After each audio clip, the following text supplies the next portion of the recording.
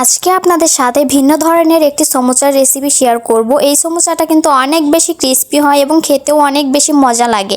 আপনারা রেসিপিটা দেখে বাসায় অবশ্যই তৈরি করে খাবেন। প্রথমে আমি সমোসার জন্য শীট তৈরি করে নিব। এখানে আমি নিয়েছি 1 কাপ আটা, আপনারা চাইলে ময়দা দিয়েও তৈরি করতে পারেন। এরপর হাফ চামচ মতো লবণ দিয়েছি, 2 চামচ দিয়েছি সয়াবিন তেল। এখন লবণ এবং তেলটা আটার সাথে ভালোভাবে মিশিয়ে নিব। ভালোভাবে মিশিয়ে নেওয়ার পর এখানে আমি অল্প অল্প করে ঠান্ডা পানি দিয়ে একটা ডো তৈরি করে নিব। একেবারে বেশি করে পানি দেওয়া যাবে না, এতে করে ডোটা নরম হয়ে যাবে। আমি ডোটা তৈরি করে নিয়েছি। এখন এটাকে আমি 10 মিনিটের জন্য ঢেকে রেখে দিব। ফিরে আসলাম 10 মিনিট পর। 10 মিনিটের ডোটা অনেকটাই সফট হয়ে গেছে। এখন এই ডোটা আর একটু ভালোভাবে মথে নিব। এরপর এই ডো থেকে আমি ছোট ছোট করে লেচি কেটে নিব। 1 কাপ আটা থেকে আমি এখানে 6টা লেচি করে নিয়েছি। আপনারা চাইলে আরো কম বেশি করে নিতে পারেন। এখন একটা লেচি নিয়ে আমি প্রথমে একটু আটা ছিটিয়ে দিয়ে পাতলা করে একটা রুটি বেলে নিব। এভাবে করে আমি 3টা রুটি একসাথে বেলে নিব। আমার রুটিটা বেলে নেওয়া হয়ে গেছে। রুটিটা আমি এরকম পাতলা করে বেলে নিয়েছি। এখন এই রুটির উপরে একটু তেল ব্রাশ করে দিব। তেল ব্রাশ করে দেওয়ার পর উপর দিয়ে একটু আটা ছিটিয়ে দিব। এরপর উপর দিয়ে আরো একটা রুটি দিব। এইভাবে করে আমি 3টা রুটি এক জায়গায় করে নিয়েছি। এখন এটাকে একটু বেলে বড় করে নিব। রুটিটা আমি এরকম বড় করে বেলে নিয়েছি। এখন এটাকে আমি হালকা করে একটু সেকে নিব। চুলায় একটা প্যান বসিয়ে দিয়েছি। এখন প্যানের ভিতরে এই রুটিটা দিয়ে 20 সেকেন্ডের মতো সেকে নিব। এক সাইডে 10 সেকেন্ড সেকে নিয়ে উল্টিয়ে দিয়ে আরেক সাইডে 10 সেকেন্ড সেকে নিব। রুটিটা আমি চুলা থেকে নামিয়ে নিয়েছি। এখন গরম থাকা অবস্থায় 3টা রুটি আমি আলাদা করে নিব। আপনারা চাইলে একসাথে 3টা 4টা অথবা 5টা শীটও তৈরি করে নিতে পারবেন। আমি 3টা রুটি দিয়েই তৈরি করে নিয়েছি। আমার শীটগুলো কিন্তু তৈরি করা হয়ে গেল। এইভাবে করে আমি 6টা শীট তৈরি করে নিয়েছি।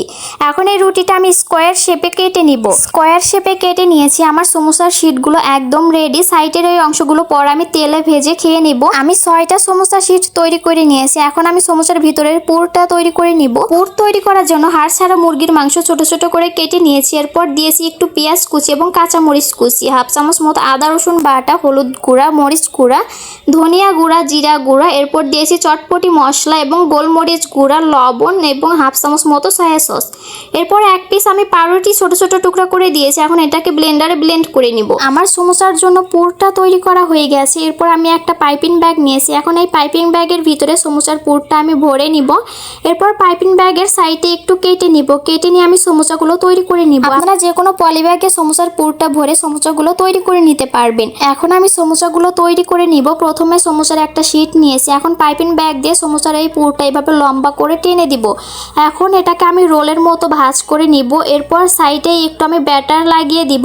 এখানে আটা এবং পানি দিয়ে আমি একটা ঘন ব্যাটার তৈরি করে নিয়েছি। এরপর ভালোভাবে ঘুরিয়ে ঘুরিয়ে রোল তৈরি করে নিলে হয়ে গেল।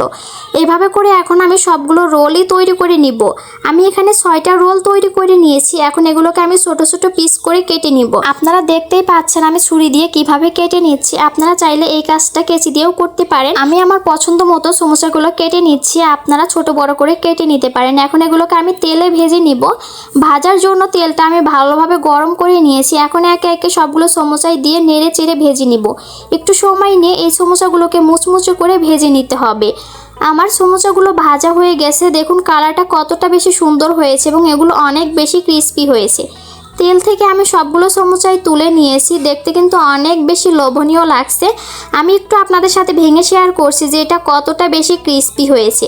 আপনারা কিন্তু এই সমোসাগুলো একবার তৈরি করে ডিপ ফ্রিজে অনেক দিন পর্যন্ত সংরক্ষণ করে খেতে পারবেন। আমার আজকের এই সমোসার রেসিপিটা আপনাদের কাছে কেমন লেগেছে কমেন্ট করে জানাবেন। রেসিপি ভালো লাগলে শেয়ার করে দিবেন। আজকের মতো এখানেই বিদায় নিচ্ছি। ভালো থাকবেন সবাই। আল্লাহ হাফেজ।